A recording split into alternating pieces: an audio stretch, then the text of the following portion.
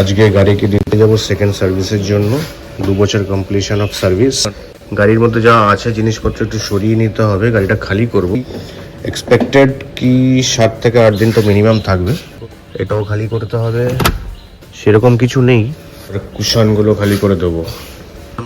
Basically সার্ভিসের সাথে রিপেয়ারও হবে কিছু, এইটা রিপেয়ার হবে। আর সাথে সাথে দরজাটা ঠিকঠাক করে লাগছিল না, এটাও ঠিক করতে হবে। এই জায়গাটা দেখা যাচ্ছে কি ঢুকে গেছে, এটাও তুলতে হবে। কালারটা এখানে উঠে গেছে, এটাও রিপেইন্ট হবে। এবার যাওয়া যাক।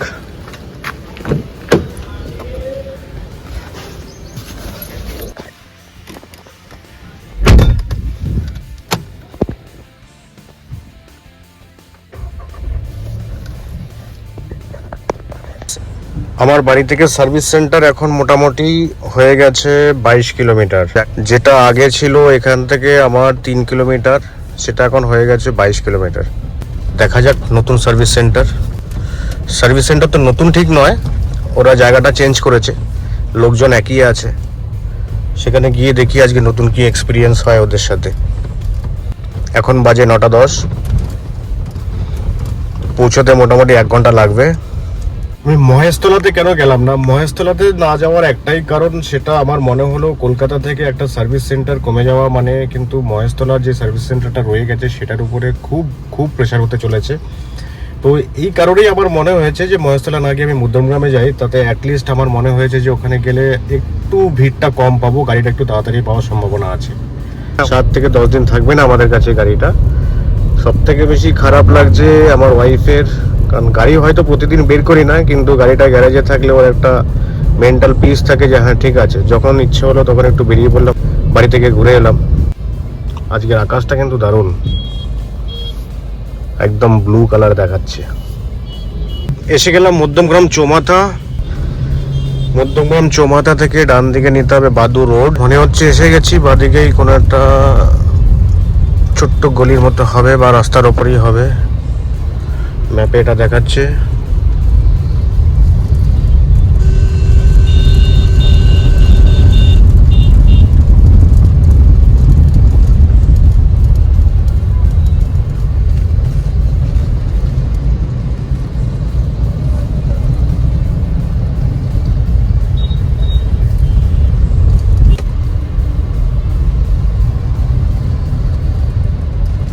এটা কি, এটা হতে পারে, হ্যাঁ এটাই।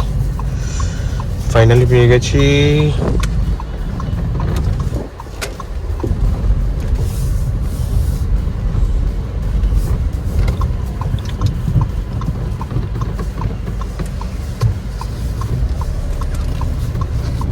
চলে যাওয়া যাক।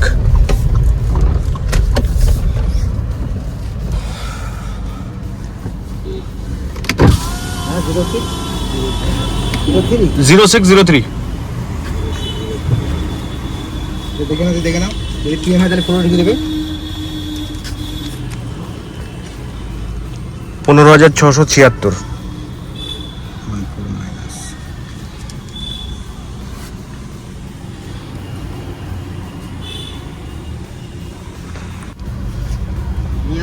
ভাই গাড়ির লোড কেমন এখানে?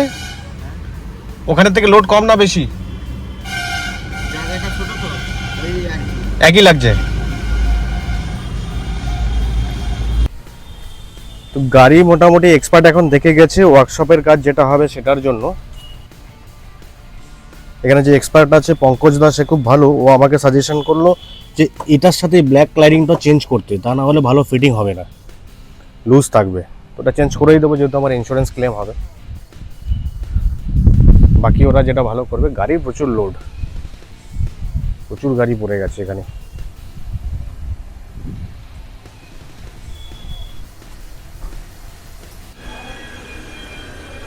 দিস ইজ নিউ ওয়ান, আর আমারটা তো ওখানে রয়েছে। কালারটাও বেশ সুন্দর।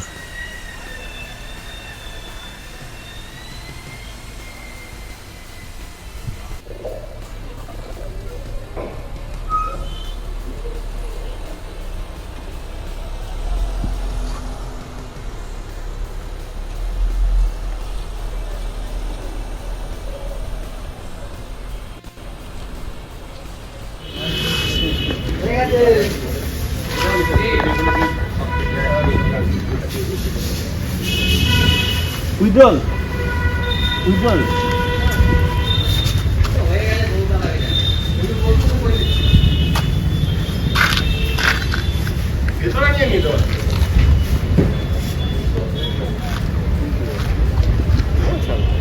জব কার্ডটা খুলে দিবে না?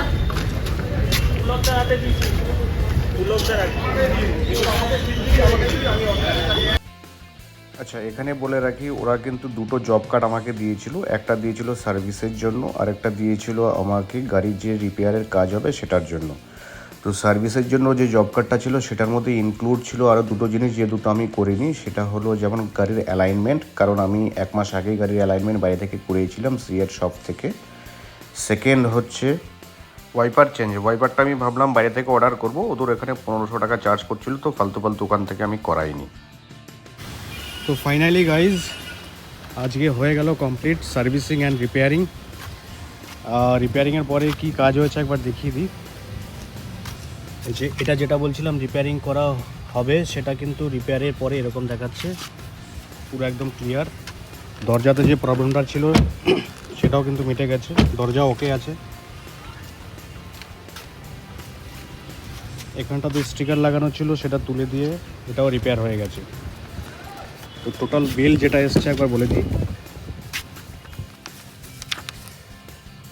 টোটাল যেটা আমি পে করেছি সেটা হচ্ছে 11,300 টাকা পে করেছি। তার মধ্যে আমার সার্ভিসের জন্য যেটা চার্জ এসেছিলো সেটা হচ্ছে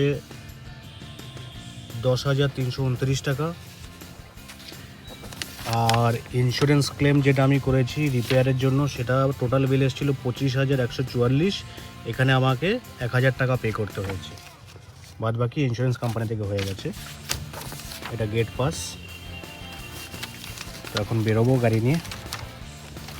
চলো পুরোটাই তুলে ধরলাম ভিডিওতে, সার্ভিস এক্সপিরিয়েন্স।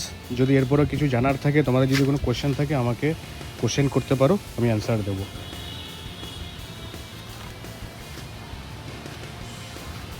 আর প্রথম দিন যেরকম দেখিয়েছিলাম গাড়ির লোড এখনও মোটামুটি সেরকমই আছে।